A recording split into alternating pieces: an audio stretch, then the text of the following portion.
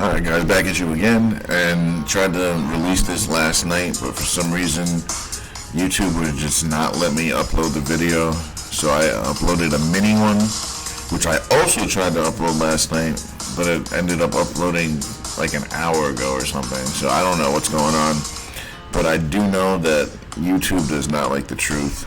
But anyhow, my prediction for game one was correct. I honestly, Miami just are better, and they just have a better coach. Like, they just do everything better. But at the end of the day, it comes down to who's more marketable. So they're gonna just make Boston win the series. In my opinion, I think the NBA will figure out a way to get Boston to win. But let's face it, Miami has the better coach, puts them in better situations. They play better defense. They have the better player on their team. Jimmy Butler is a killer compared to Tatum and Jaylen Brown. He's way more aggressive and does way more for his team. And Eric Spoelstra is just a better coach. Joe Mazzulla, the Celtics coach, he doesn't change what he does. He just wants his guys to keep doing what they're doing and just do it better, but it's not working. Like, that's why Boston's going to keep struggling unless they make an adjustment and actually change what they're doing and incorporate the mid-range game. I don't think they're going to win this series. But then again, it's not based on all strategy. It's based on what the NBA wants. So we're just going to have to see what happens in game two. I have Boston winning game two, but then I have Miami winning game three. So we're going to have to see. It's probably going to be, they're probably going to trade games. But also, Miami has the edge when they go to Miami. So we're going to have to take a look at that. Other than that, man, Eric Spoelstra just knows how to attack this team. He had a plan. Like, he had a plan, he stuck with it, and he just kept attacking it. They're able to switch to zone out of nowhere. Like, they switched their defense all the time. So Boston was just never able to get comfortable, it looked like. Let's see, looked like Tatum wasn't being as aggressive as he could have been. Even though he had 30, he wasn't like that other night when he dropped 50. He was not that Tatum at all. It was a quiet 30. It really was. Jaylen could have gave you more. Those two are going to have to give you 35 each to win this series with remarkable defense. And Al Horford and Robert Williams, they're okay. Like, they're just okay. They're not, this isn't a championship team. I've been saying it, I'm going to keep saying it. They're a very good team. They're not a championship team. There's no way that you're convincing me that this team is a championship team and they're better than the Nuggets, the Lakers. They're not even better than Miami, guys. Like, let's be honest. Miami's the better team, but they may not be as marketable. So they believe they love Tatum. They really do love Tatum. He gets the green light all the time. Brogdon had a decent night, but you're not going to get that from him every night. Derek White did okay. Pritchard got some minutes. That was kind of weird. He gave me nothing. I guess Mazzulla was just trying to figure something out, but Pritchard, you got to figure someone else for him. Pritchard's not going to be a factor in this series. Miami, though, they're going to have to figure out how to attack Jimmy Butler and how to stay away from him.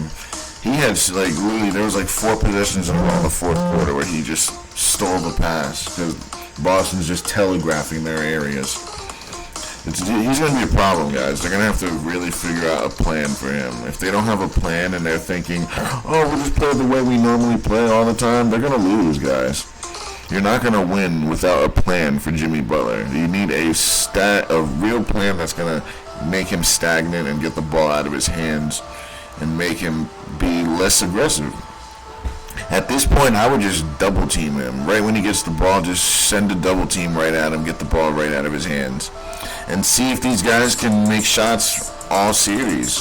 Something tells me that Vincent, Struss, and Martin, they're not going to be making shots the entire series. Like, they're going to cool down at some point. So, as Boston, you want to force them to beat you and not Jimmy, because Jimmy's going to beat you.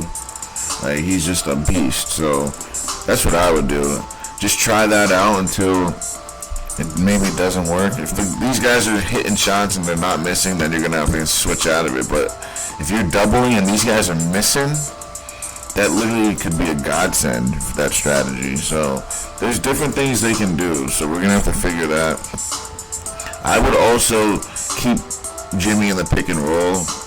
If Boston's smart, I would run the pick and roll with Tatum and Jaylen Brown.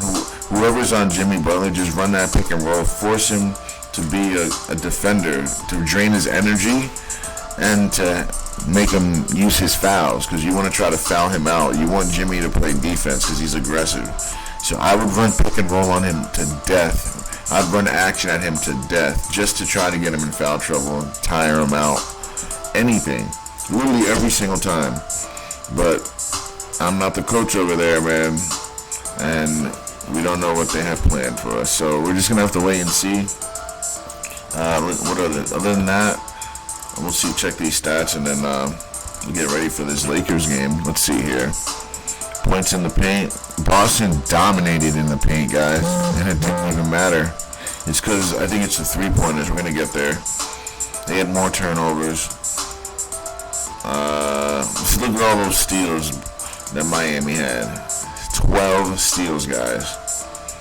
3 blocks, same. Assists, pretty much the same. Rebounds, pretty much identical. Free throws, Boston killed them in free throws, and that's what kept them in the game, guys. I felt like those refs were being tic-tac. They were calling tic-tac fouls, guys. Those refs were horrible last night. You could tell they were keeping Boston in the game. Those free throws kept them in the game, and they shot them decently. 22 points on free throws. Imagine they got like half of that, like what they normally do. They would have got blown out, guys. So free throws and the points in the paint kept them in the game. Other than that, guys, they were not in this game at all. They got outshot at the three-point line. Friggin' Miami shot 50% from 3. That's not going to happen all series. Like, they're going to cool that down. So we'll see if Miami can keep this up. I doubt it. They're not going to keep shooting threes at 50%, guys. So that's going to come down. Boston did all right. They just got to keep playing like this. They got to start making their threes. Free throws, just keep going to the basket like they're doing. But this is how they play. They shoot threes and layups. No mid-range. This is Boston right here, guys. So this is what, 60 shots almost between the 3 and the free throws, right? Now, that's crazy. That's crazy, guys. And that's how they stay in the game. But they got to be more efficient at the 3 and do what I said about Jimmy. They have a shot. But if Miami wins game 2, Boston is in trouble. I'm not saying they can't come back, but if, let's say Miami goes 2-0 and lead the series in Boston, Boston's in trouble. So we'll see what happens game 2. I have Boston winning game 2, though, so I think Boston will win game 2. Probably late in the game, Tatum would do something, but I have Boston winning game 2. I still think Miami's the better team. I still think they have the better coach. But I think Boston is more marketable, so that's probably why the NBA will pick them in the end. But if this was strictly about X's and O's and who's the better coach and who's the better team, has a better player, it's Miami, guys. It's not even close. It really isn't, especially with the coaching situation. Eric Spoelstra is the best coach in the league, so you really just can't compete with that. Joe Mazzulla is a rookie. How do you imagine you're a rookie coach and you're trying to bring your team in? I don't care that you have Jason Tatum and Jaylen Brown, but you're the coach. You got to put them in positions to be successful. Now you're going up against Eric Spoelstra as a rookie coach. How many guys as a rookie how many guys are beating him as a rookie? How many guys are going to outcoach him, outsmart him?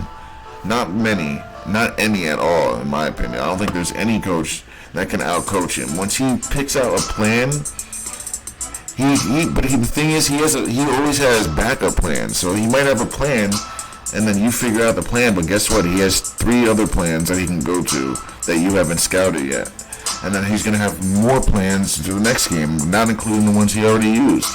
That's what he does, guys. So it's just not a fair matchup if you look at it like that. But it's the NBA. Let's see who they choose to win. I think it's Boston, but I'm sticking with Miami as the best team. Thanks for watching, guys. Don't forget to like, share, and subscribe.